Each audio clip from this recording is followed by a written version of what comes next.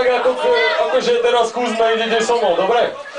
Narkoman, narkoman, narkoman, narkoman, na drogách, ty si na drogách, ja som na drogách.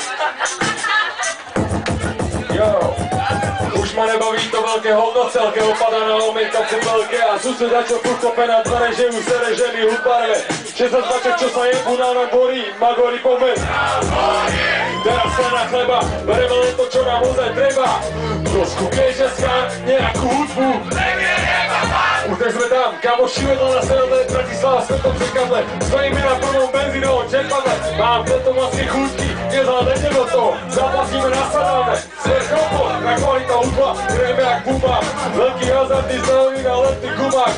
Za školty, že už ani nejde to. Máte určujú, poďači koneto. Samozrejme, príšteme z snežných reťazí. Zrúdení ide dole z krku zlaté klobásy. Ešte že?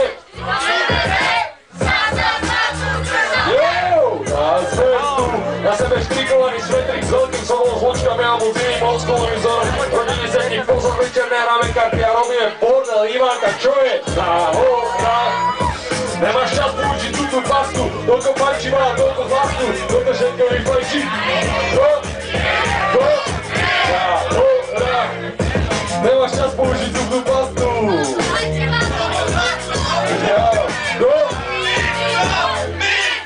Začínáme koreňovicou na izbe, to nemôžeš do seba, ja to len tak lízneš. Jak sa nájme, že písťák, zorina.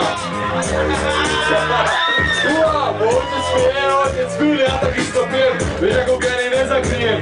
A tak sa s chalami meníme na zvieratá, s nami dievčatá, no na nej nám to žratá, ty? Nevadí, že není úplne krásna, netráme na šancu dostať niečo vidieť jasná, aj není ani pekná. Nemáš problém dostať sa medzi sníta, ale teraz nepíjaš pokyna, lebo máš narodeniny, kamarát. Pre Wagner hráme tieto pičoviny, meniny vrátov, potom už objednávať. OK, teraz s nami, teraz, hej! Náhoda! Nemáš čas použiť túto pastu, toľko pajčivá, toľko chlastu, toto všetko ich pije.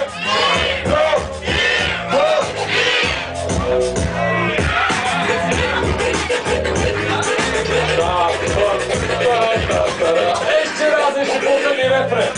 Náhoda! To má najlepší babí na bare, a kto má problém, keď sa toto zvedie naše staré.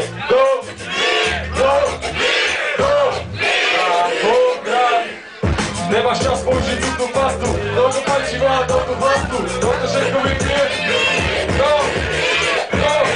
Náhoda, nechaj hrať. Jo! Pretože DJ Jazzy, jo!